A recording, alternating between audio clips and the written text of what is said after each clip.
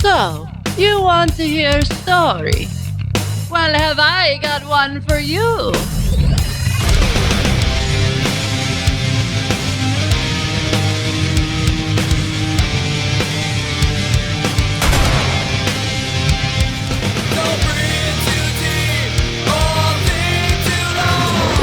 A lot of people around here with guns, so kind of helps to have an itchy trigger finger.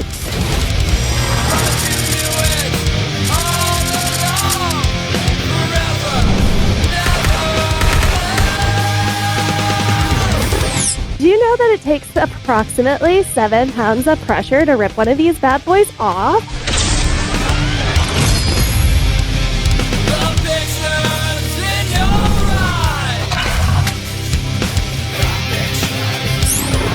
As soon as he clocks that, he just darts for the shadows.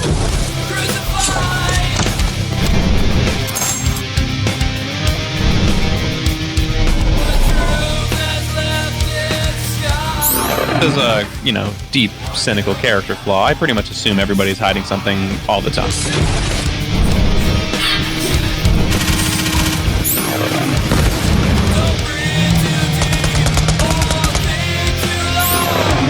My boss was like, "Oh, you gotta fight this guy, or you're gonna get another bullet in the head." And I was like, "Okay."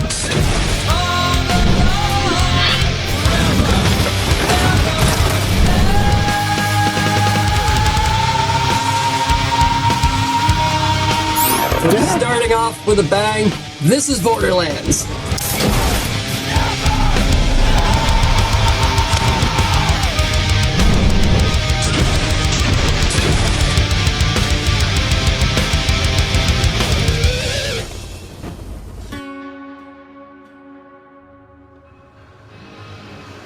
When we last left off, our crew of mercs and miscreants had spent the night at the newly vacated cult lair alongside new friends Dr. Phara Celsus and Peaches.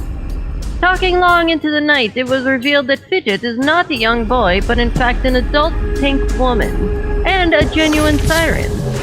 After a well-deserved rest, the crew took one last look over the camp before accepting the bounty posted by the mysterious LXH to take on the spawn of Rakks.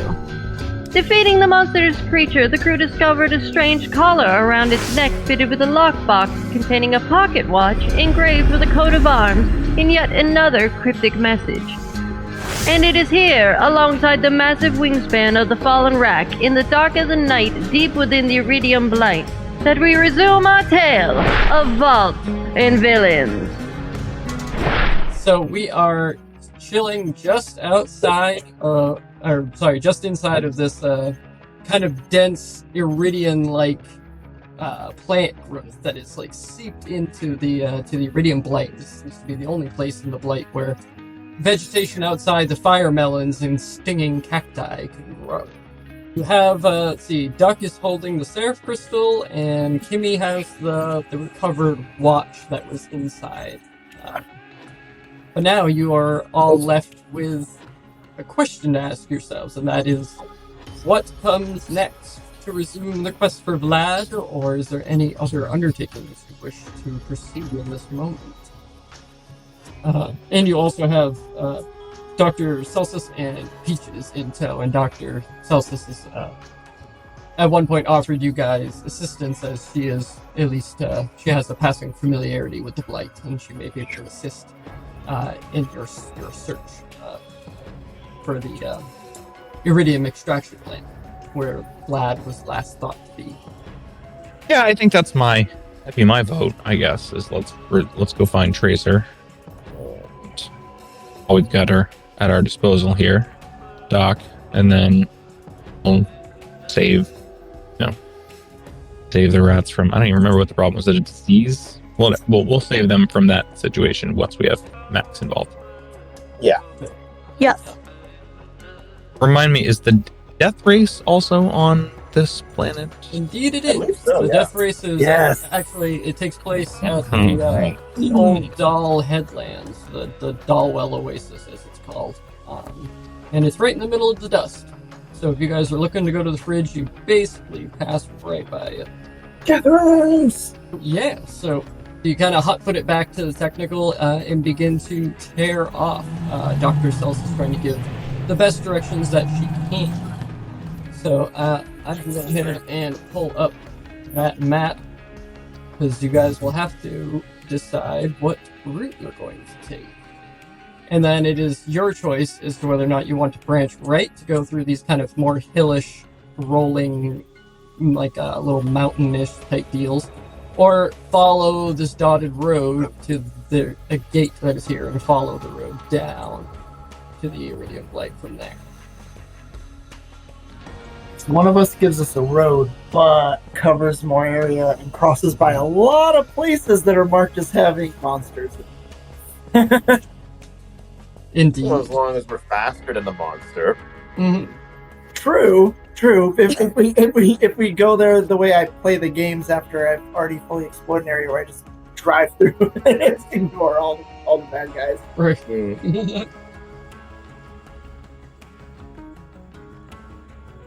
I think I'm a fan of taking the longer road route, because if something happens to our vehicle going the other way, we're on foot for a long time before we get somewhere where we can get a new vehicle. Whereas here, there's one like where that gate is. If something happens in that area, it's a short hike back to get a new vehicle. Yeah, true.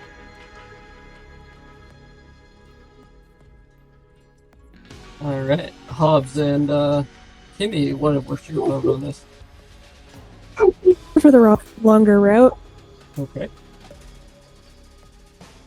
Since I'm driving this bus, I have no objection to doing it on a road. We long rested, right? You long rested before the spawn of Rakkinishu.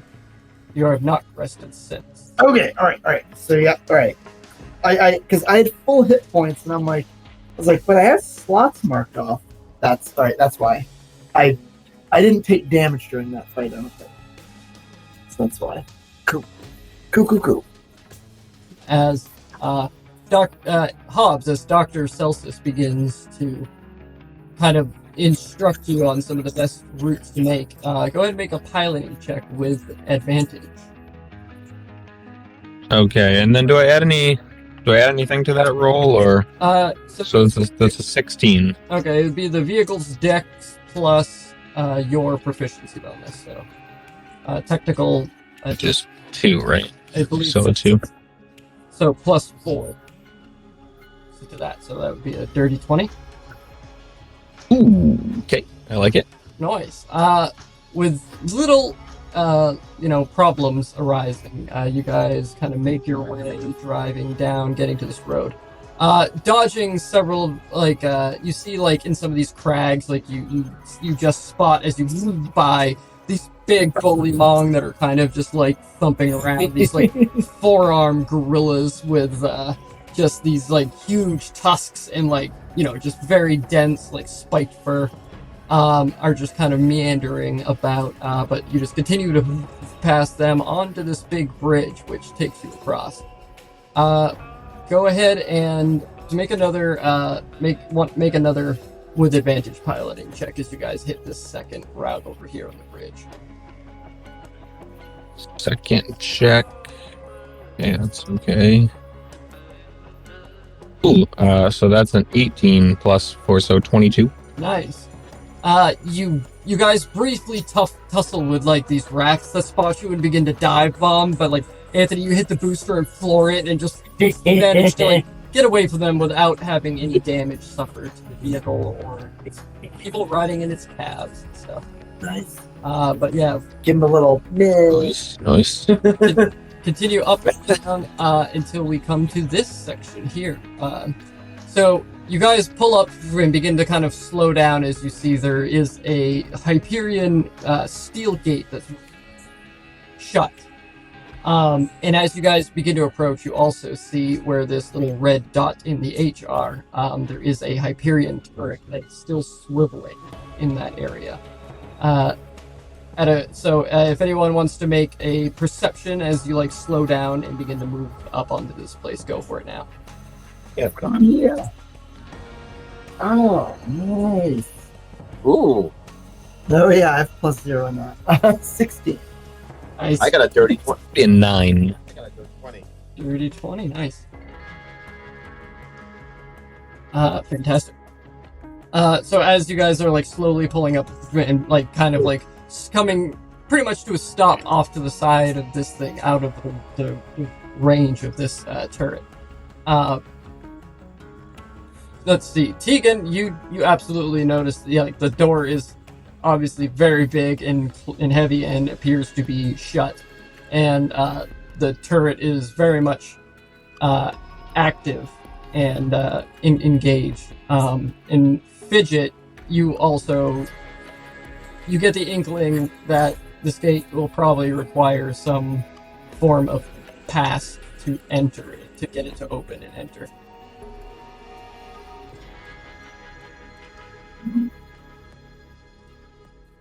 All right.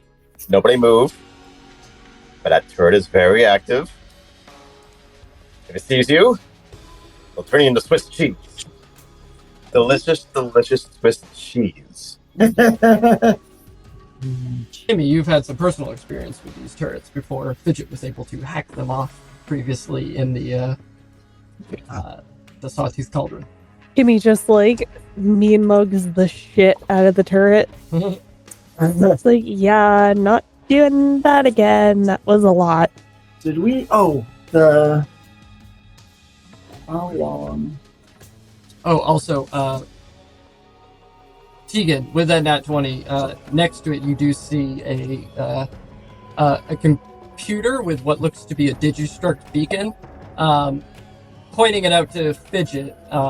You guys together can tell that does not appear to be functional. 8 hours. So it's at the very least, it doesn't appear that any robots will be engaging as you try to approach. It seems like the turret is the only thing that remains active on this particular gate. Oh, thank goodness. Has it been less than 8 hours since the Rakkanishu fight? At this point, yeah, because the Rakkanishu fight, depending if you guys took a short rest, well, that would put you at about an hour. And then traveling down to here, I would call that probably an hour and a half. So you're looking at maybe 3 hours tops. That's not so bad. All right. Did we determine when we ran into replicators and turrets? Did we determine that the cloaking device kept me hidden from the turrets? I don't remember if they could see me or not. No, you were cloaked from the turrets. It's not. Okay. There was some ambiguity, like a little bit of I can't say that word. Wow. Ambiguity. Thank you. Jesus. As to whether or not there are probably variations of this that can see infrared, but it's unclear which ones those may be. I'll try to get closer. I'll pop a cloaking device and then start walking towards it. All right. See if it goes off. As it goes off and I get close. As the technical is comes to a full stop, you all see as Fidget cloaks, vanishes, and whoosh, begins to walk up towards the turret. You get up to about 100 feet from it, and it does not spot you as it continues its swivel. Cool. All right, I'll keep walking. Once I get, I'm gonna scan around as I approach it and try to make an investigation check when I'm not at a distance that'll penalize me. Awesome. So you start getting closer up to it within 50 feet ish. It's still just continuing to swivel unaware. Yes, this is good. I like this. 23. Nice. So it looks as though the Hyperion turret is able to retract itself in and out of this enclosure that's built into this little tower that sits on the wall that creates this gate. And you can see in the back that telltale sign of just like a little faint blue pulsing light that would signal that there is probably the electrical source of this thing, as breakers tend to be kept near the vehicles. But near the turret. Doing enough damage to that would probably cause the turret to malfunction. And do I see a panel anywhere I could try to pop open? The only thing that's at ground level is the digital access code. As you move a little closer to that, you can see it's a keypad, but it also has like where you could like swipe a pass card. I'll try to hack into that shit if I can. Okay. You move beyond the range of this turret where it's like now swiveling and you're behind it. Everyone, like every now and then you see a little dust cloud to show how close Fidget has gotten to this thing. Fidget, you also do have your short range comms. Yep. I'll keep them updated. Alright, so you are aware of these facts that he has found out about the box up near the top of this wall. A good 30 feet in the air is just a barely visible bluing glow light in like the darkness that is the night in the Eridium Blight. It's a lot of rhyming. Like all my weapons, not counting tech, but like my guns, I would be at disadvantage shooting that far. Unless you're gonna try to like take off that little weak spot. Yeah, and from where most of you sit, if you try to get a better eye on it, it's at the very least under what would be considered like 3/4 cover, like very challenging. Yeah. But Fidget, you go up and try to hack this door. Go ahead and give me a hacking check. Come on. All right, not bad. 22. Wow, Dan, that's rolling high tonight. Yeah, I am. Well, you know what? I'm not going to point out what I've rolled on the die. I don't want to jinx it. Okay. All right, fair enough. But yeah, beating a DC 20, you approved, and you see the door begins to open. So I let him know. I go, I don't see a way to turn off the turret from here, but the gate's opening. So I guess if we just go through really fast. Wow, that'd be really fast. Yeah, I'll wait here by the panel, and if you guys run into trouble, I'll see what I can do from here, and if not, I'll just walk through the gate after you guys drive through. Yeah, Hobbs looks at her and says, "Yeah, that's a really great plan when you're invisible." Yeah. yes, it is. You can just picture Hobbs from 150 feet away, just like standing up in the driver's seat, going.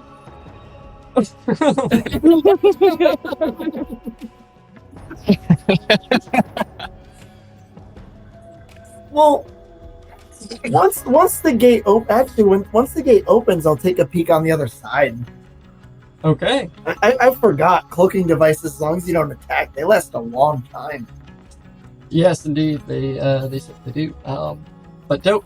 So cool. You kind of pop your way back into this further. The first thing you see is these kind of like rolling hills with large rocks that have very distinct burrows in them.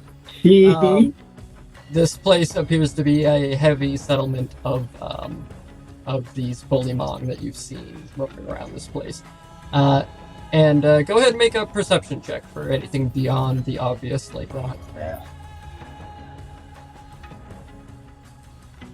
Okay, that's an 11. That was awesome. The wall on the inside doesn't seem to have a doorway or ladder or anything underneath. Okay. But with 11, I'll give you the echoing through these rocky things in a very low, like bass rumble. You hear a monstrous roar that just, just kind of bounces off these walls somewhere in the distance. So the order of operations here, basically, it's like the door starts to open, you hear Fidget, you know, she's like, I can't find a way to disable the turret, you know. Hobbs is like, oh yeah, that's great if you're invisible, yeah. Oh wait, hold on a second, I have an idea. Then a minute later, nope, I don't see a panel on the other side of the door either. Okay, back to plan A. Run for our lives. All ass. Perhaps something, as Dr. Celsus chimes in, something perhaps with a blast radius might be able to disrupt the equipment long enough. I could try launching a mine at it, but unfortunately, we would have to be much closer. Ooh. I mean, I've got a little area attack I could hit it with, but I don't know why. Like the fact that we knew where the vulnerable point was and we chose not to do that first. Are we like trying to be sneaky here, or are we just looking for a better way to get past these turrets? Oh, just I will very likely miss if I try to hit it, and then I'll be visible, and then it'll probably just start shooting. So that's why I'm like I don't think I can pull that off. I think I would force it to make a save. Right? Does that sound right? Let's see. Okay.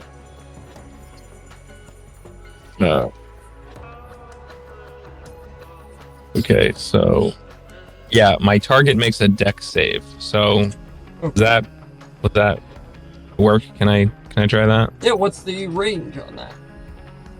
I get a 60-foot range with an arcing trajectory. Okay. Yes. Jeez. Sorry. Anyway, that certainly would work, but you would have to get within 60 feet of it. Right now, you're about 150 feet away from it. I got excited for a second. And I'm like, oh, I can hit it with my fungus among us grenade. Oh wait, no, I'm out of fungus. I used my last piece in one of the combats, one of the two big combats. But Dr. Celsus chimes in again, and she's like, well, yours is still better than mine. I would have to be like within 30 feet of it to be able to hit it with any form of accuracy with this holding up her mine launcher that she has. Yeah, I could try nailing it with my ice spiker, but yeah, I mean, I'd really feel better shooting at it from a very long way away, but yeah. If this is anything like any other turrets that I've ever had to shoot at, not that I deal with turrets that often, don't look at me like that, I would assume that it's pretty resistant to gunfire, so I think the best bet is, the cannonball. Okay. So is that what you want to do? You want to get up to 60 feet from it and lob this? Yeah, I want to step into the range of gunfire, and so what I'd like to do is like scout my running path ahead of time, just to see, like, in case I fail miserably or this turret has great dex or something, and I want to be able to like flee to cover before it just shoots me down in the open. So is there any way I can like run to within 60 feet of it and then be within 30 feet of cover so I can get there by a following turn or something? Yeah. Well, I guess we're 60 feet of, because I could dash the next turn, so that's fine. Yeah, I would say within 30 feet of the turret off, like, towards you guys. Like, there's a little bit where, like, this, the side of the road kind of starts to drop down into, like, one of those, like, little ravines that you see. But beyond that part is a rock cluster that you could, like, get behind and have, like, a bit of shielding from it. It would, if you like go prone and fully like slide into that area and like stay there, then you could have total cover. Like standing up would be, half. I'll just lay on my belly in the ravine. Okay. So Hobbs is going to break cover and run at a good pace here until either forced into an initiative roll or until he gets to 60 feet, and then attempt to fire a 12-pounder heavy at this turret's control box. Okay, so here's how this is gonna go. First of all, as soon as you get within 120 feet of this thing, it at you. Lights me up. Yeah. Yeah. So that's you want to get within 60 feet of it, so that will require like an action dash to get to the 60-foot line. At which point it would take a shot at you.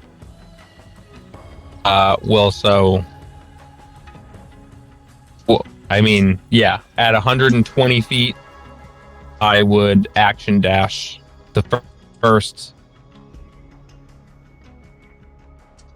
No, I only have to get 60 feet from him.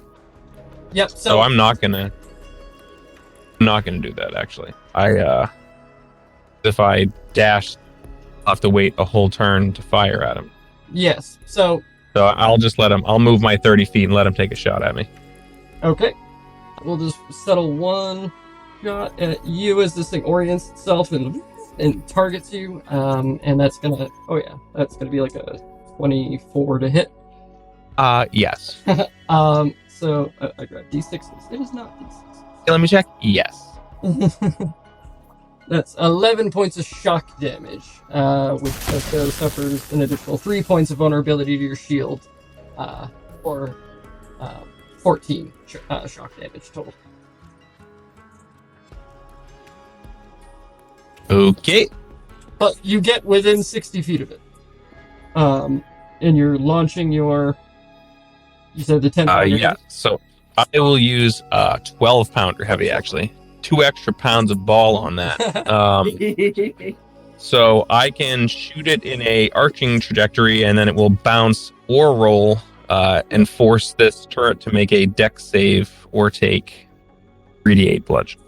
All right. And my save is... This thing is a panel on the side of the wall, so go ahead and roll that 3/8 damage as you go charging up, just like head down, begin running. You just like your shield deconstruction, reconstruction. My shield pops like a bubble, right to the point. Okay. But without stopping your stride, you begin running, and then you pull up your Digistruct inventory. A giant Torg rocket launcher appears on your shoulder as you stop it. For 17 points of... What is that going to be? Bludgeoning. Bludgeoned. This thing takes a chunk off the wall right there, and you see sparks go flying in this turret, freezes up and then hangs powerless. That'll do it. I can smell the heat of bullets and the singe of my just spent shield. I'm I want to act cool about that, but I'm shaking a little. It's the Torg brand hacking kit. Yeah. Yeah. Reliable. Very reliable. Brilliant. Dr. Celsus, as you begin to approach back to the vehicle, just gives you a nod what? Well done. Could not have done that better myself, for sure. I mean, you're welcome to try, though, next time. I won't be the first one to stop you. All right, brilliant. So you hop back in the technical and begin to tear off, stopping momentarily to pick up Fidget, I imagine. Yep. As you just feel and slow down when you get to the gate. Doing the stop start stuff. Yeah. Is he there? Stay out from in front of the vehicle. Fidget.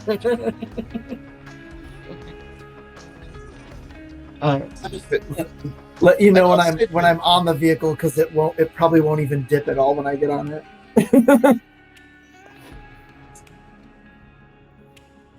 I gotta say, Fidget, you definitely convinced me that you were an 8-year-old boy this whole time. Oh, that was the point. You had me fooled. I hope I've kept everyone aside from us fooled too. Your secret is safe with me. Brilliant. Awesome. You hop back in and begin to drive back down through this way. So at this point, I would like everyone to make a group perception check. Perception. As Dr. Celsus is not as useful in this particular area because the threats are largely organic creatures. A 2 on the dice, so. Oh. 5. I got 11. Same. Oh, that's a 6. Okay. Celsus gets Not do well. Celsus gets a dirty 20. Very nice. Hey. Which is just enough to put it in your favor. So Yeah. Hobbs, Good roll. yeah, it was 2 fails and 2 passes. So, Did Peaches roll? no, but Oh, no. yeah. Okay. Is all of -1 to wisdom. In fact, at one point, Kimmy, you kind of have to stop him from leaping over the edge to go play with the Bullymong. Okay. But it's like, but I want to be their friend. No. Arms means They will twice rip the you in arms. half. They will rip you in half. It's fine. It's fine. Do not play with the Bullymongs. Brilliant. So Hobbs, go ahead and now with advantage again make a piloting check as you fly down these just up and down cracked and jagged roads. Oh, hell yeah. Okay, so the first one was the good one. What was it? So that's a 14. 40, awesome. You do draw the ire of some of these Bullymong who begin to, as you speed by, they don't have a hope of staying up to you as you punch this thing and floor it. But they are they're going to begin hurling large boulders at you as you drive by, and the vehicle will take 30 points of bludgeoning damage. Yeah. As it's just rocks, you all kind of duck down except for Peaches, who's hits one back in their direction.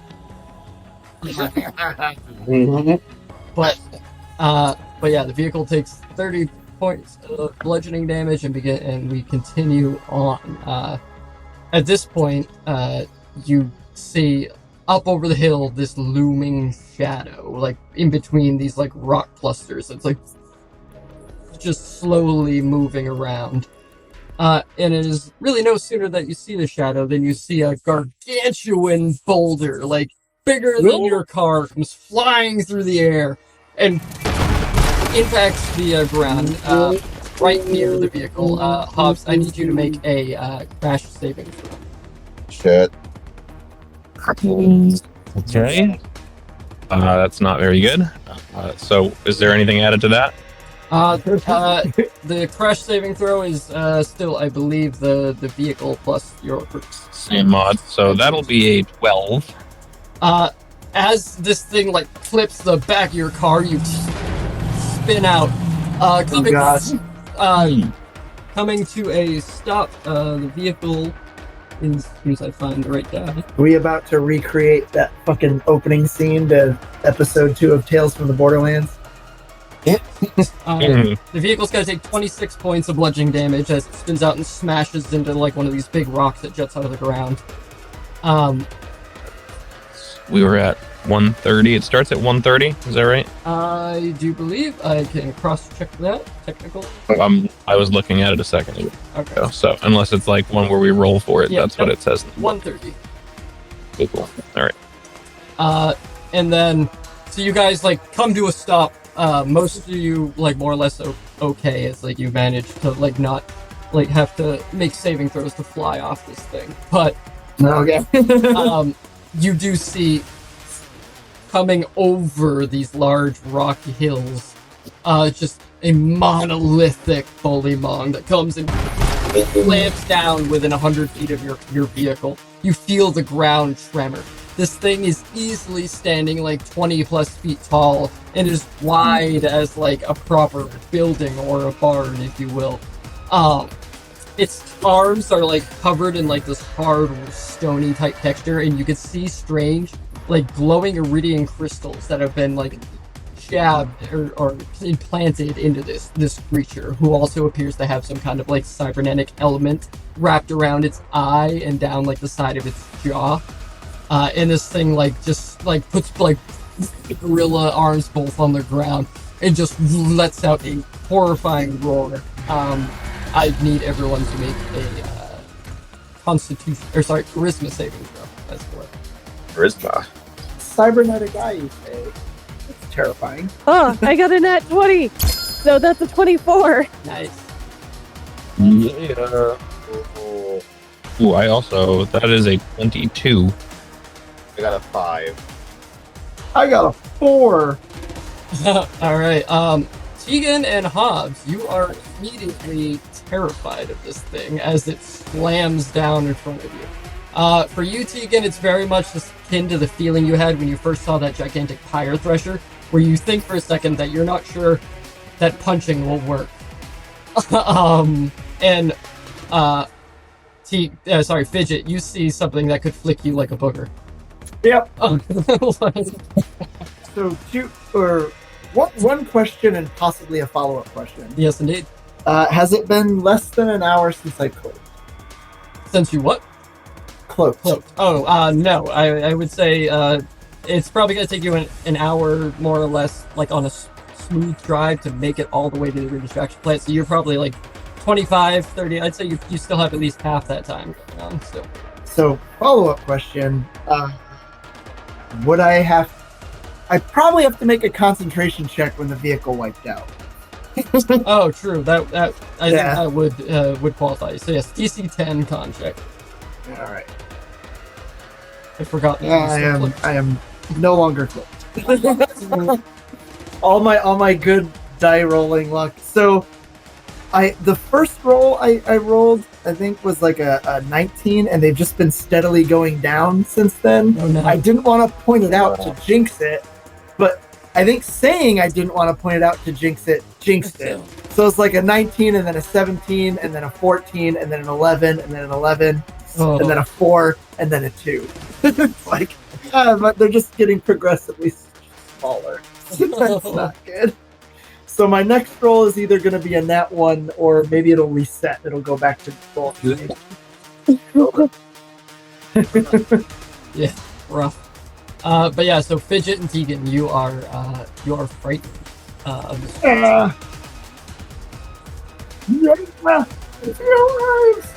Hobbs, seeing that there's like a moment of hesitation in Tegan's bloodlust, like is going to take that opportunity to floor it the fuck out of there if this vehicle is upright. All right. You see this thing immediately and punch it, begin to whip around, throw away a cloud of dust up as you tear off.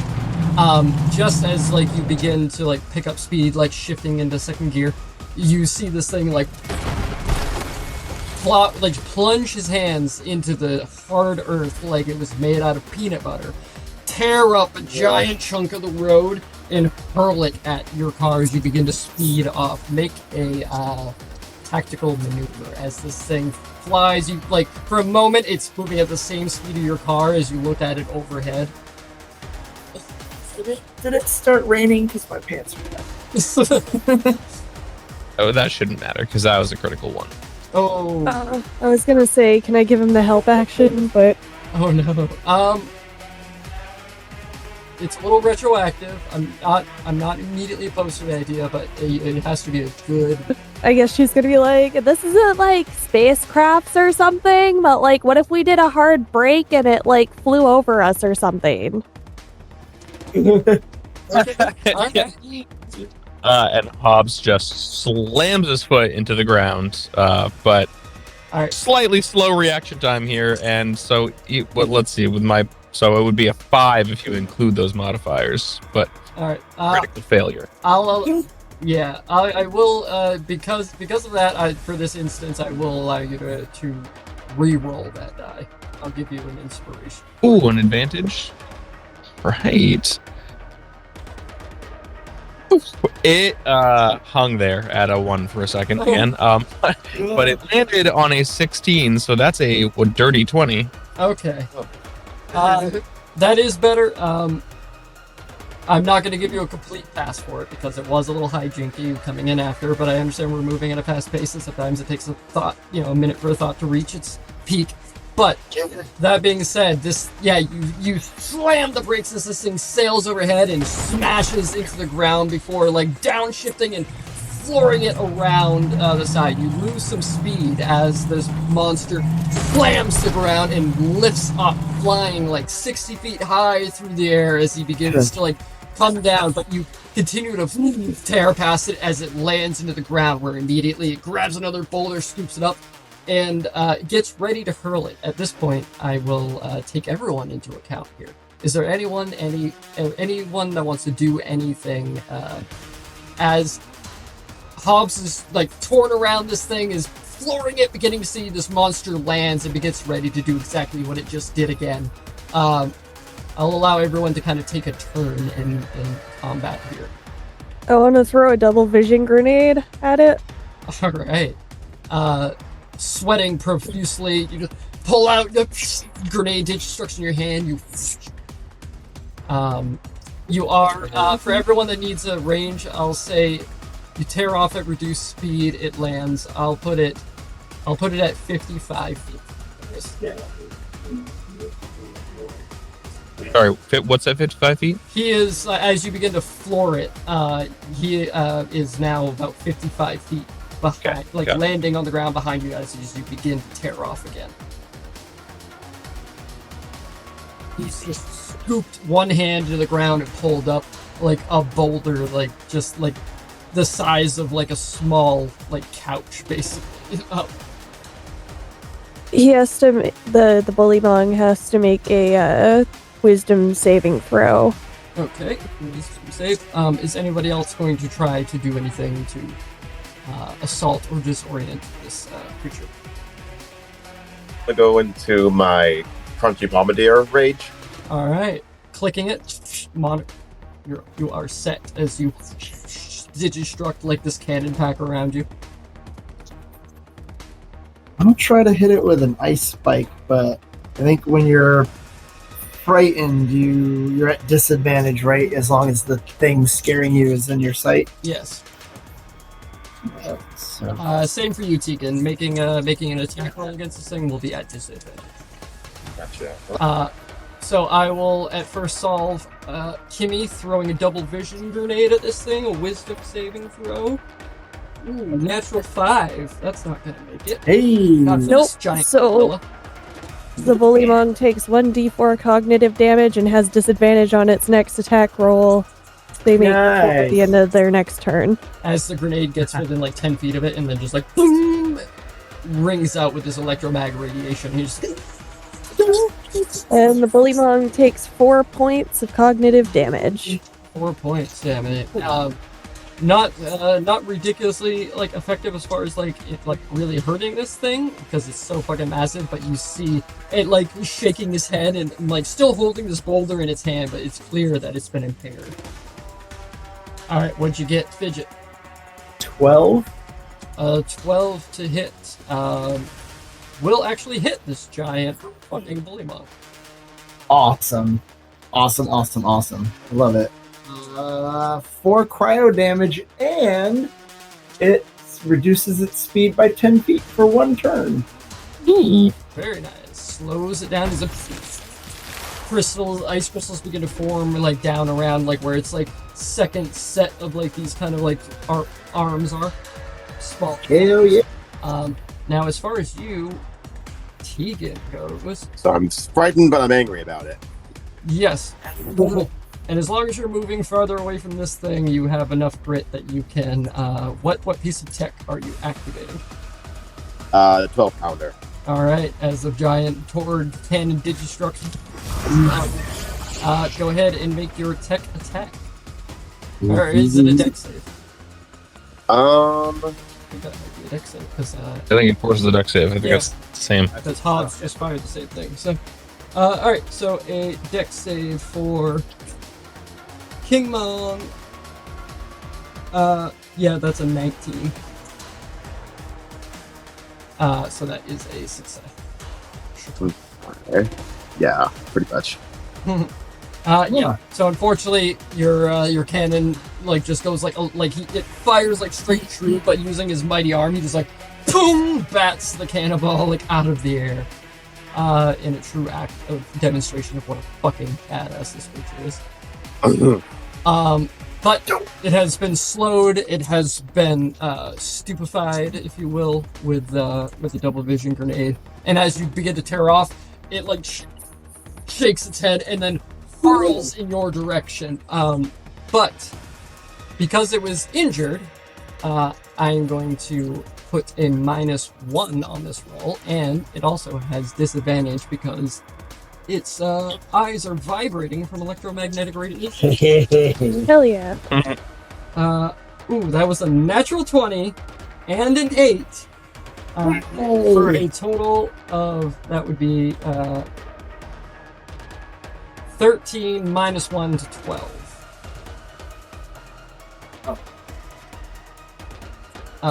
On the technical is armor class of 14. Ooh. Yes. So the rock slams into the ground right beside the car and throws rocks and debris into it. But Hobbs, you manage to keep it steady and floor it. At this point, you're going to be moving at a ridiculous if you're gonna floor it, action, bonus action, if you're gonna put everything you can into giving this all the speed it can, you're gonna be moving at 140 miles an hour ish, Very nice. So you just peel off. Give me one more one more tactical maneuver or pilot check, if you will, with advantage as this group does everything they can to keep this monster at bay. I also forgot to include Celsus and Peaches have also done shit in that moment. So. I was just gonna. So that's exactly what Hobbs is doing. So he hears there's help going on, but he's at this point frantic from almost crashing into the first boulder that killed us, and so he hears an explosion, but doesn't hear the turret, and he's like, guys, doesn't this thing have guns? Shoot him! Shoot! Oh yeah, it does. And then I got a so that's a 7. Okay. You are tearing off down through this, but being so distracted, constantly looking back, you're constantly having to swerve away from these large almost sinkhole type deals that appear in the road, dodging different debris, and unfortunately that is going to cut the amount of movement that you can make in this. As you hear the massive thud as it finds a derelict car on the side of the road that's been stripped to basically just its frame, and he grabs it, beats it over his head, and begins to hurl it at you guys. Anything to try to get you guys to stop moving so he can properly attack you. I'm gonna use the turret to shoot the car that he's holding above his head. Okay, this thing has the barrel launcher. Okay. So the barrel launcher, you choose a point within 150 feet of you for a 10-foot radius, and King Mong must make a DC 15 dexterity saving throw. That's a 14. So he fails for that. So you can go ahead and you can roll 4d10 explosive damage. As you fire this thing, the barrel flies through the air, impacts the car, exploding, ripping the car, causing any combustible bits that are still left in it to ignite as this fiery wreckage rains down over King Long. Okay. So that was 32 points of damage. 32 points of damage to the That one shows more pain as the creature slams the ground. That one, ouch. Awesome. Brilliant, Kimmy. That's very good. Anybody else looking to do anything to King Mong here? I can throw I could throw one of my. I have a flamer contact grenade. I don't know how far away he is right now. He is 120 feet. Nah, it's probably Okay. probably won't be able to throw it that far. I could try to hit him with a negative social life grenade. He's still scared of this guy. Oh yeah, that's true. Tegan and Fidget make repeat the charisma saving throw. Hey, 21. No longer afraid. Alright. As the adrenaline takes over and your fight response kicks in. I got a 13. A 13 is a pass. Yay! So you are also no longer frightened of this creature. There we go. 19 to hit. 19 absolutely hits. Nice.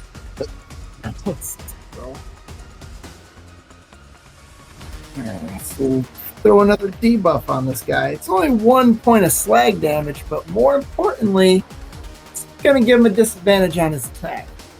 Nice. But yeah, King Mong like ruptures this thing, like it's ruptured over him, I should say, and he slams like the wreckage of the two ends to the ground, like clears like the like now like red hot pieces of metal that are like landed on his face. Blindly reaches into the ground, grabs like a fist-sized rock for him, which is like more like a basketball size. Just kind of blindly hurls it in your direction, and it just sails past as you continue to floor it.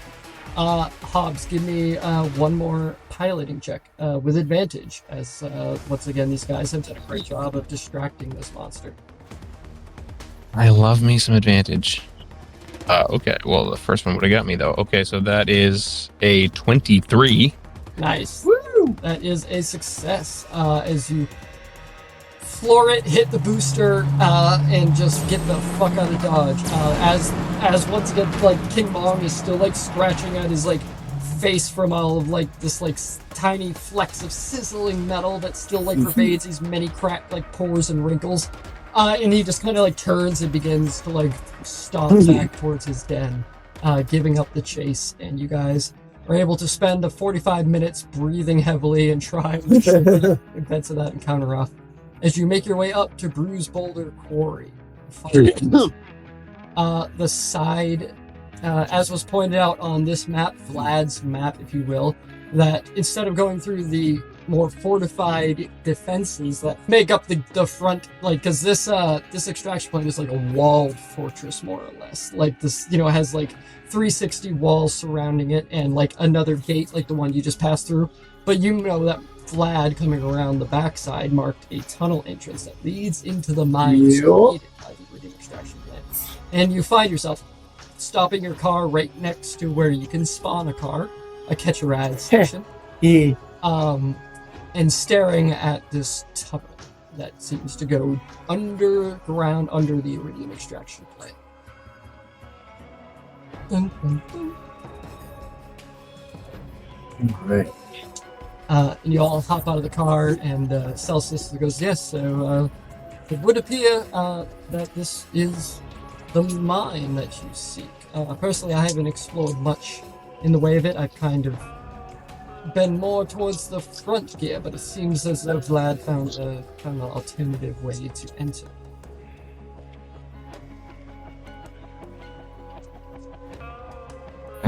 What are you basing that on? Well, the fact that he marked it on the map and we're here now. Fair enough. I'm just saying that I was previous to this, I was unaware that there was a secondary entrance that I'm sure Hyperion didn't create it, so I'm assuming Vlad must have had to have some hand in reaching into the underground network of the Eridium Extraction plant. Perhaps that's what maybe there was a cave in and he was crushed to death. Switch my submachine gun to fire and my shotgun to electricity. I'm sorry. Being crushed to death by rocks might be preferable to the crossing. What's her face? Captain Ophidia? What was it? Was it Captain? Sharon Odessa. Odessa. Yes. the leader of the Black Wing is the most important. But, well, I know nothing of these pirates that you speak of, but one would assume that a bloodthirsty lot would be, looking to quench their bloodlust at a betrayal. I can understand that track of logic, if you will. Ed, there's the reason we like you. Yeah, those that get in bed with bad people, they unfortunately all too often find their demise at the very same. Oh. True. Old expressions. You sleep with fleas and you get shot. From context, literal meaning.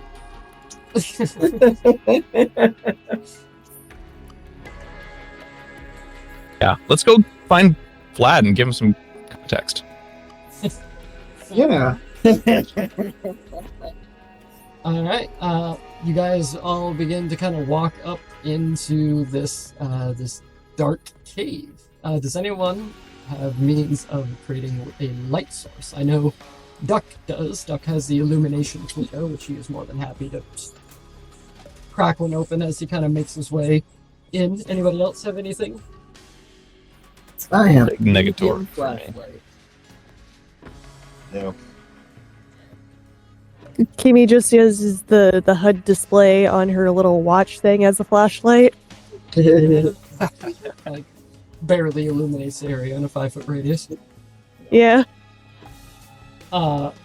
Dr. Celsus does activate a bit of a little light that she has on her goggles. It's not super bright, but I think at the front of the pack, as you guys are all kind of looking in, Duck pulls open the flare, and beside Duck stands Peaches, who ignites his flaming baton and holds it. He goes, "Let the flame be the guide." Oh my gosh, that was so smart of you. Big brain in the flame.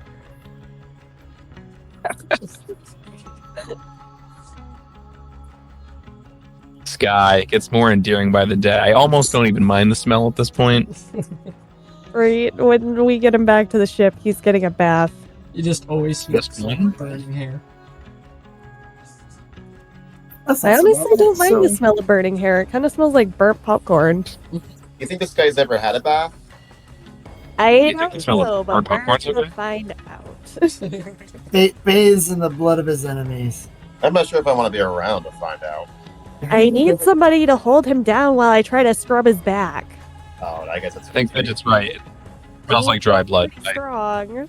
true. And as Peaches takes a single step forward, he immediately falls into a 5-foot pit. Peaches! But he's able to jump out, and you guys help him clamber out, and he goes, the pitfalls of society. I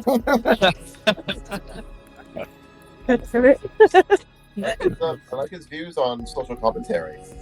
It's always better when you simplify. But brilliant. So I have a medium flashlight, which from the description is like a mag light, basically. Yep. So, and that does a 30-foot cone, and then another 30 feet of dim light. So that's not so bad. Nice. So this area is very well lit up between Duck's flare, the fire put off by Peaches, and Fidget's cannon there. So what is the marching order as we make it through the caves? We're definitely going to have one of the light sources alongside Peaches, I assume, up front, or are we dragging Peaches in the back?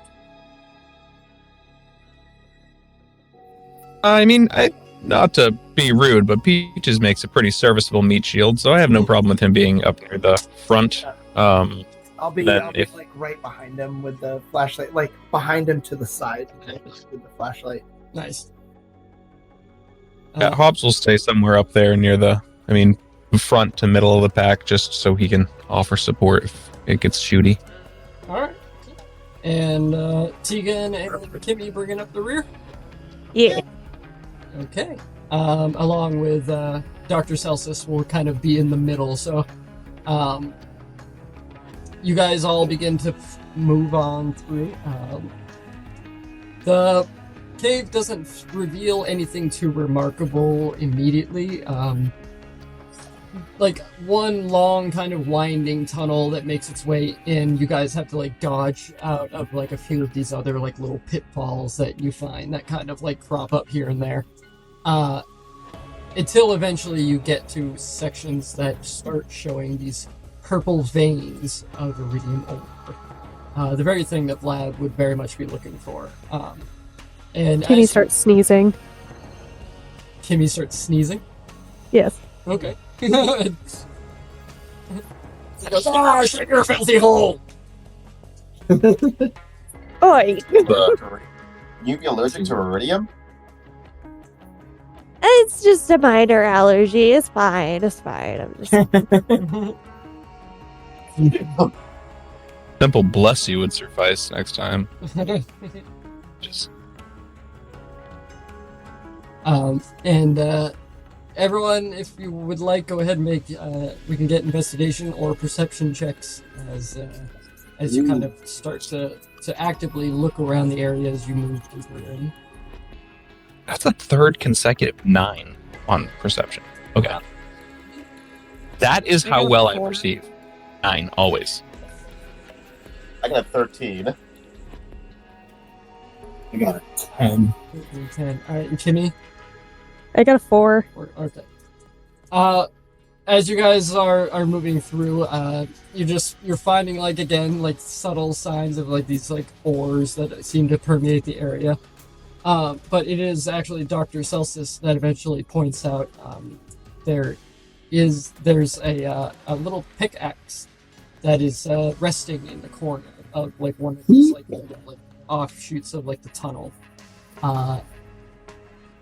Unclear if it belongs to Vlad or belongs to somebody else, but this is at least sign that someone had been in here at some point.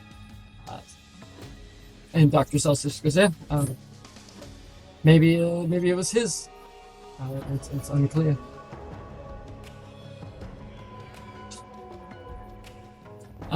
But you guys continue onwards. Eventually making your way, like, streaming around, you start to see more of these iridium ore mines. Kimmy, you start sneezing a little bit more frequently. But at times you also start to see these, what looks to be metallic structures begin to poke through the wall as a signifier that you are properly under the Eridium Extraction plant now. And as you begin to move deeper in, some of these caves begin to give way to more machinery than nature. And you start to hear the kind of like whirring hums of old machines, like still like kind of busy at work. And you start to see these lengths of like metal piping that kind of just goes into like deep into the ground. Eventually all leading to a large chasm with many of these pipes like travel deeper underground. And like involves like walking through like a little bit of like narrower catwalk rigging that is beginning to set up, and it appears that you're getting more and more into the base of the Eridium Extraction plant, as opposed to the mines around it. You come to a point where your options are to start following the metal catwalk rigging or to backtrack into the cave proper. Mm-hmm. And Dr. Celsus points to the catwalks because eventually I feel like that will bring us to the extraction plant proper on the surface. Yeah, that's what I'm thinking too. Yeah, I would think the catwalks also. Alright. You think there's a chance that Vlad made it into the extraction plant itself? I know for a fact that at least some of these security measures are still operational. Maybe not down here, but at least on the outside, near the front gates, they're still active. Might lead one to believe that they would be more inside as well.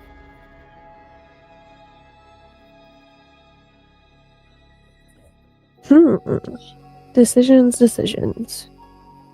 Peaches throws a rock down the chasm. After about 10 seconds, you hear a final, like... I mean, we didn't spot a body while we were going through the cave. No. Every indication we've had is that he was coming here. Yeah.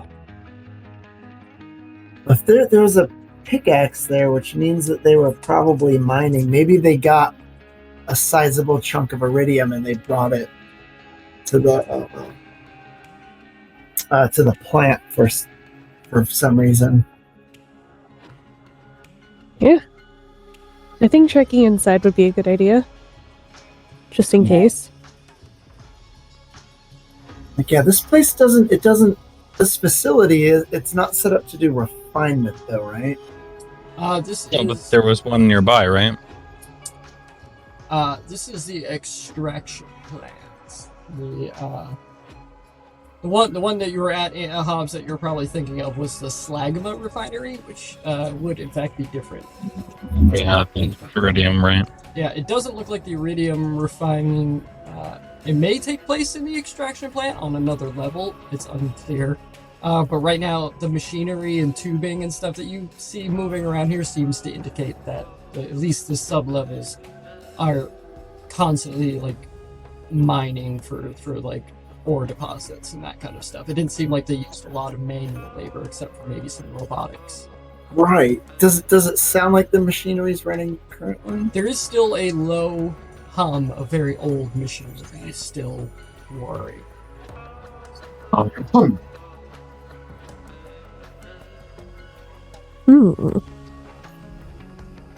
Yeah, I have a feeling maybe their original plan was to like dick around in the tunnels with pickaxes, and then maybe they got some of the machine running and they're like, "Yep, fuck this," and that's why they just abandoned that site. Because there's no sign of a struggle. My initial thought was like maybe they got chased off by like some Eridium monster, but then there'd be like signs of a fight.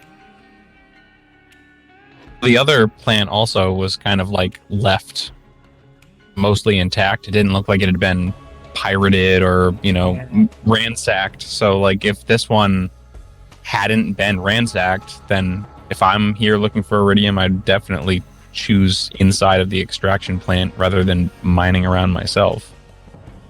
Yeah, I think we should follow these pipes and just try to be sneaky. Hi.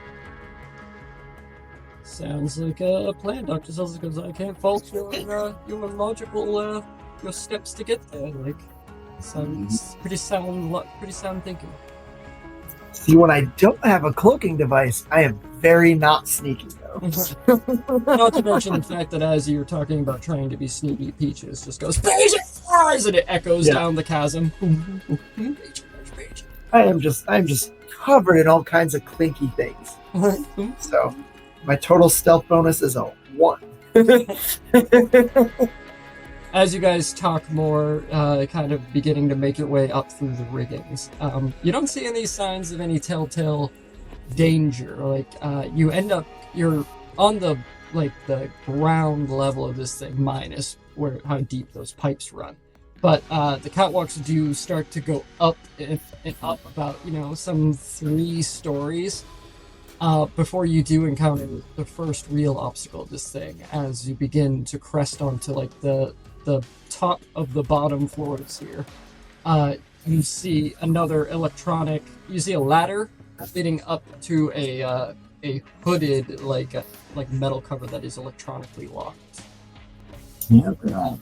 And Dr. Celsus steps in and goes, "Well, I think this will lead to the inside proper of the extraction plant."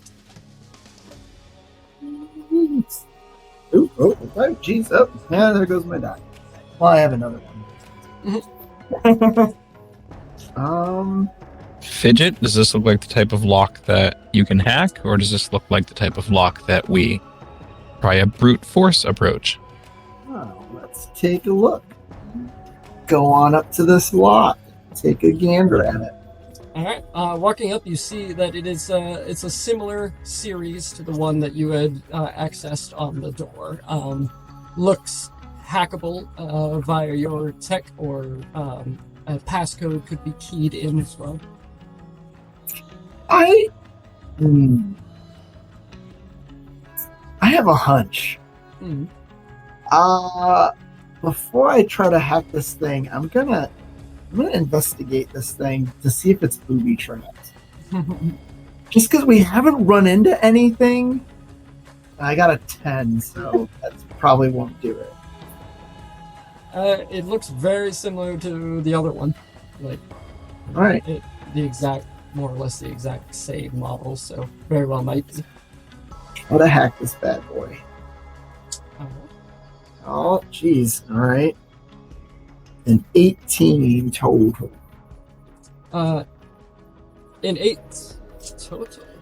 Bye. Yeah, you're working it through, like, kind of like punching in the sequence. You see, boop, boop, with each number, the lock like starts to ignite, like 8, 4, 2, 3, and then it stops, glitches on the last one, and some acidic corrosive gas comes out. Make a con saving throw. Peach. I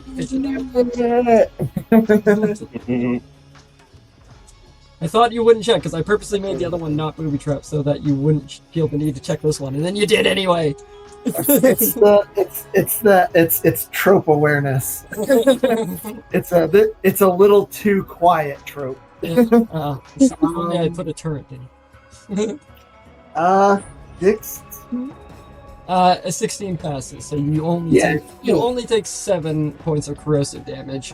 As you're holding onto this ladder that leads up to the control panel, you'll see immediately begins to turn to rust, and it looks like it's going to snap. So make a dexterity saving throw.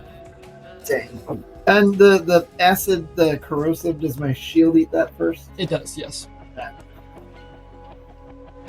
Hey, nice. All right. See, I'm getting the good rolls when it counts. 17. All right, 17. You like leap off like the ladder as it like part of it breaks and like it starts to fall at a sideways angle, like smashes into like the railing of the catwalk before tumbling over, falling down into the chasm. You land on the catwalk safely, even though like that corrosive mist is still kind of clinging to you. I'm just like. So the hatch now stands ladderless, 10 feet in the air. Well, I guess now we know why they don't have guards here. They just kind of just trapped it. And Celsus looks and goes, I mean, Hyperion was always pretty secure, but an acid trap seems not like the corporation. At least not the corporation I know. That just seems a bit too bourgeois. If Hyperion wanted to trap someone, they would program it so like a dozen or so bots would descend on us.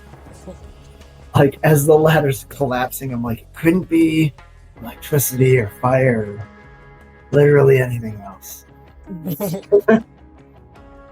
Sounds like something that a smuggler from Ditchwater might throw together, though. I mean, it certainly is clever, especially if you have limited materials to utilize. You know, you don't have. This doesn't reek of the high budget of Hyperion. This seems more improvised as a last-ditch method. How high up is this from a catwalk? It is the latch is 10 feet above.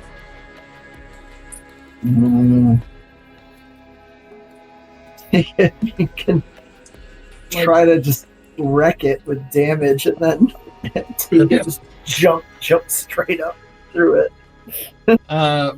Celsus goes, I believe I can add to that a little bit, if you don't mind. She takes a step forward, and one of her mines onto the latch.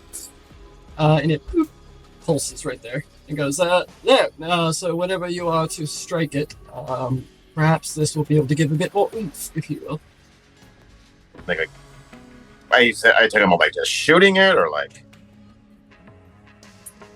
You have a feeling that this might be best for some manner of explosive. And shooting it would probably wouldn't penetrate it too much, unless perhaps Well, no, not even the bore bullets would Ow. really penetrate it. So some sort of elemental or explosive damage may yield better results. Plus, a bullet may ricochet. Well, I got my explosive knuckles. Explosive knuckles, indeed.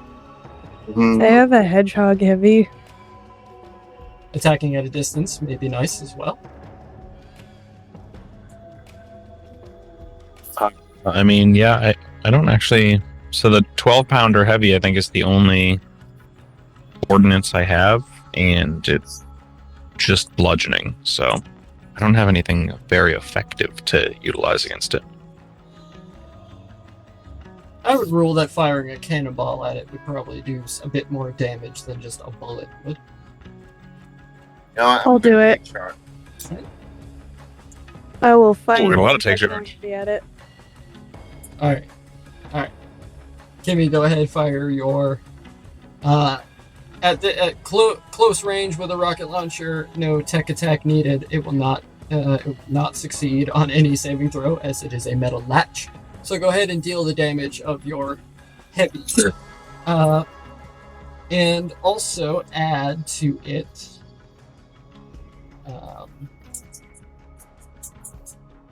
2d8 corrosive damage as the explosion will trigger the corruptor mine that has been placed there by Celsus. Everyone, trigger your Green Hill Zone music in your mind. Tell me what the 2d8 is. 13 points of damage total. Okay, what'd you get on the 2d? Good recall. Fucking love Sonic the Hedgehog. Oh, you want to talk about some really good original soundtracks? That early Sonic Capcom. Mhm. Hell yeah. Sorry, I didn't realize I was muted. Kimmy, what did you get on the 2d8? And a 6 and a 2 on the 2d8. So 8 points of corrosive damage. That is, as you discover, a special trait of Celsus's corruptor mines is they deal double damage against structures. Hey! So it is in fact going to be 12 plus 4 for 16 points of corrosive damage. This hatch it immediately buckles in and then begins to kind of like rust and decay down a little bit. It's pretty much fucked, but unfortunately that was not enough to completely like blow it off its hinges. Tegan, you crack your knuckles, igniting your explosive charge. Go ahead and make an attack roll, just because you are jumping and punching. Fair. And then 21.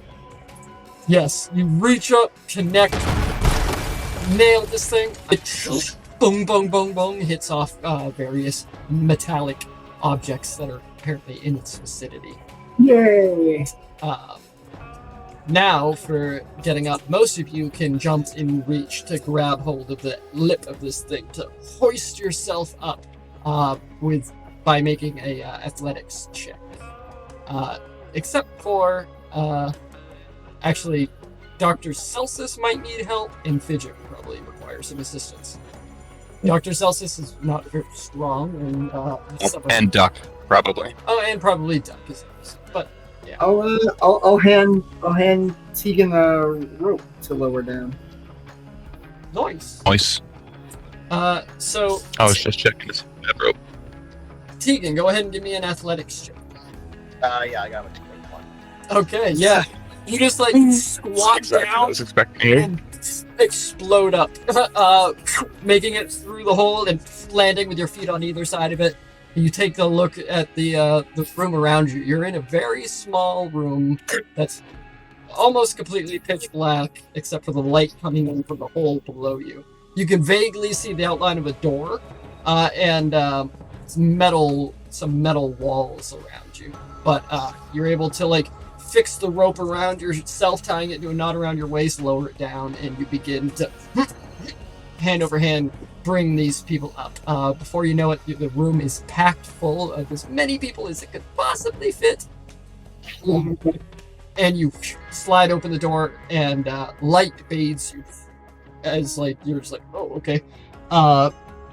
taking a step outside of this room, you find more of the steel kind of catwalk rigging, the machines whirring underneath. Large, like, metallic walls with just these, like, enormous pipes running all across it. In the center of, like, this catwalk, or this kind of metallic rigging that you're on, you see the machine that contains all of this, like, purple roiling fluid that is then being sucked through a pipe and brought elsewhere constantly, like, kind of resupplying itself with this strange, like, iridium type liquid substance. Yeah, so everyone taking a step out just to get a lay of the land. Give me a perception check. Tell me if you're looking for anything in particular or just kind of taking in the space. Well, so Hobbs is looking for where they would store the raw iridium, where it starts going through this tube and gets pulverized, or wherever I think Tracer would be looking for something of value in this place. I got a dirty 20. I got a nat 1, so Tegan is just like, ooh, look at these. Shiny. You and Peaches, Got you and Peaches start like high-fiving each other, 15. like a cycle where like you're just like, all right, and high-five Peaches, and Peaches like, oh, ha, ha, and he just keeps on like wanting high fives from you. Hobbs gets a 16. Very nice. I'm just looking for general threats, but I got a 9, so I probably don't see anything that's not obvious. All right, and Celsus, Duck gets a 15, and Celsus rolls a natural 19. That's good. So Duck, sorry, not Duck. Celsus immediately grabs you, Fidget, like points over and she goes, computers. There is a series of like monitors along one wall, and goes, that's what I'm doing. Kimmy with a dirty 20, you said? Yes. So you immediately to your left spot like the stairs that seem to go down onto like this 10 feet down onto the secondary landing, where you see more vats of this kind of purple liquid. And Hobbs, following Kimmy's gaze, you see several crates that are marked Hyperion. You have a feeling if there is iridium, solid processed iridium in this area, this is where it probably has they've started collecting to ship it to Hyperion. Back in the day, this has not been properly run by Hyperion in almost 2 decades at this point. So it is not ready to be shipped or any of that nature. It's just the machines that were never shut off, still kind of just running their intended redundant purposes. But Kimmy, you also spot down those set of stairs. You see there's a medical table with several supplies around it. There does appear to be some kind of science lab set up down there with test tubes and beakers, but it's in the corner that you see 3 cells, and you hear a slight moaning coming from those cells. Dr. Celsus, pointing to you, Fidget, immediately goes over and goes, if there's information to be had, it will be in the computers, I am sure. And she begins to walk towards the computers. Clickety, clickety. Someone want to come with me to check out that moaning sound? Pretty please? I don't want to go alone. Yeah, I mean that sounds like so much fun. Let's check that out. Okay.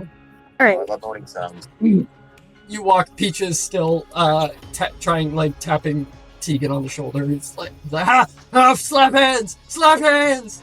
Like, I mean, I'm like, he creeps around in like the most like Scooby-Doo fashion. In Deadpool game. Yeah, immediately bumps into the table on the bottom and shattering one of the beakers. But awesome. So Fidget, you follow Celsus? Are you following the rest of the group? Celsus. Alright, so you walk up to this bank of screens, and Celsus looks at him and goes, hey, whoever designed this system is rather impeccable. I should say, as she begins typing away. While I talk to these guys, if you want to prepare a either a tech check or a hacking check, your call, depending on how what area of this you want to try to visit. The rest of you, as you begin to approach the cells, first thing that hits you as you draw closer is the smell of death. As you find one of these cells, there is a decaying, well, maybe not decaying, but a dead body of someone that had passed away over the period of the last few days, you would assume. The smell is, like, pretty pungent. Oof. I've smelled that smell before. But Oh my god, that's so nasty. but next to that, you find the source of the moaning. And laying in a rather filthy bed in the corner of this dirty, nasty cell is a tink. But their skin is that sickly purple-like coloration you found in some of those psychos in the cult lair, as if he has succumbed to some type of iridium poisoning.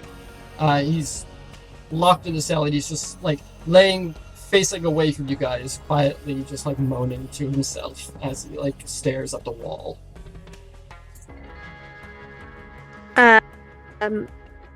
Hey, you good? With a bit of well, not even really a startle, but just with the sound of another human, he like coughs a little and rolls over, and looks at you, and with like very shallow breath, he's, help me. Yeah, okay, yeah. You move closer to the bars of the cell, and it appears like it's a very rank and file cell, and requiring a key to open the cell. Does it look pretty rickety? I mean, it doesn't look great. No, I mean, it's, they're pretty crappy, old-ish kind of cells. Nothing that someone like Tracer Vlad or an average person could do a significant damage to barehanded, but for someone like Tegan, perhaps. Mm-hmm. All right, I can try busting down the door. Oh, I would like to know if this is radiation and not a disease. So Hobbs is just gonna say, I'll say, are you Tracer Vlad? Turning and doing his best in a very slow and like painstaking motion to sitting up. He goes, yeah, Tracer Vlad, yeah. And you can just hear his like breath like raspy in and out, like labored with each draw.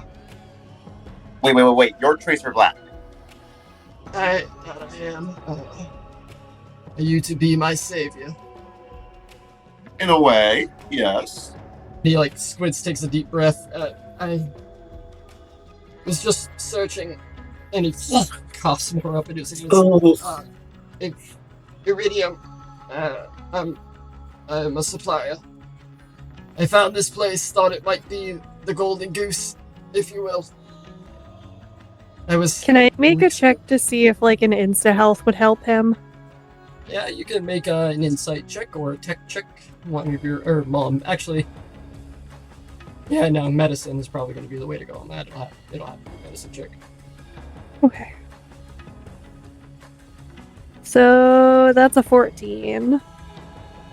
14 looks like this is beyond the realm of an insta style. Something like this might be even challenging for a minor insta health. Probably would not. Greater insta health maybe might have a fighting chance. Okay. Whatever it is, it looks like it is a deep issue. That's about all you can grab on the 14 medicine on that. But Duck's there too, so definitely roll a medicine check as well. And that's a natural 5, so. Duck's just like, I don't know. Just rub some dirt on it. Sorry. I'm gonna, I guess, run up to grab the doctor lady. Alright, you break away. Sorry. Alright, you break away and begin to run back up the stairs, which is a good point for us to join Fidget and the good doctor as they are typing away into various screens. Fidget, what are you looking for? I on my hacking check I got a 12. What I was gonna attempt to do is like access like the root directory or something like that. All right, it takes you like a good like 10 minutes to like kind of try to break through some of these firewalls. Celsus seems to kind of punch through a little easier than that, but and she begins like pulling up like diagnostics of like the system, almost similar to what she did in the Slagma refinery, where she's like testing the functionality of certain things. For you to bring up a directory, you begin to pull it up. Are you looking for like a list of associated names or a blueprint of this place? What exactly is it you're trying to locate? Just like kind of like a list of what files and processes and stuff are accessible from this particular set of computers. I'm sorry, say that. I'm sorry, say that again. I lost the last bit of that. Like a list of files and processes that are accessible from here. Okay. You begin to look into that, and it looks like a lot of like this liquid that's coming out is kind of like a byproduct of the iridium that is being ciphered and like carried away. It appears that there's a vast amount of like kind of underground tubing and even above ground tubing networks that like kind of loop around to the central locations of this place. So it might be brought in to be part. It's not slagma in itself. It's more of just like regular liquid slag. So it's most likely being carried off to try to be processed in some other area of this place. The raw iridium is then like brought up through like these other local conveyor belts, which can be found on the floor above this, where they are then put through the refining process. So in the floors above this place may yield more like either unrefined or possibly even some refined iridium. Make a perception check as well as you hack this computer. I got it. Fine. You hear talking going on down below, and then the cling clang of Kimmy beginning to make her way up the stairs as you kind of turn your head in that direction. Hobbs is just gonna say, I'll say, are you Tracer Vlad? Turning and doing his best in a very slow and like painstaking motion to sitting up. He goes, oh, yeah, Tracer Vlad, yeah. And you can just hear his like breath like raspy in and out, like labored with each draw. Wait. You're Tracer Vlad. I am. Are you to be my savior? In a way, yes. What's happening to you right now? He like coughs and like more of like this inky purple like pops onto his hand, and he just kind of wipes it, smearing it across the bed sheet.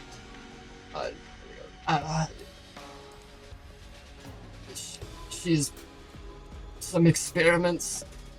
Poisoned me, poisoned all of us. Where some form of iridium supplements meant to. And he like grabs his head for a second, trying to like collect his thoughts. It's fuzzy. I can't. It breaks concentration. Okay. Save us all the details. Who is she? And I'm just gonna tell you what you didn't see. Dr. Celsus put some weird contraption in her mouth. A piece of tech. And at that point, I need everyone to make a Constitution saving throw. Wow. Oh, jeez. Hello? She turns on all of us. Oh, okay. That's not too bad. 16. I got a 12. 13. Oh. My bonus in that is not as high as I thought. I got a 12.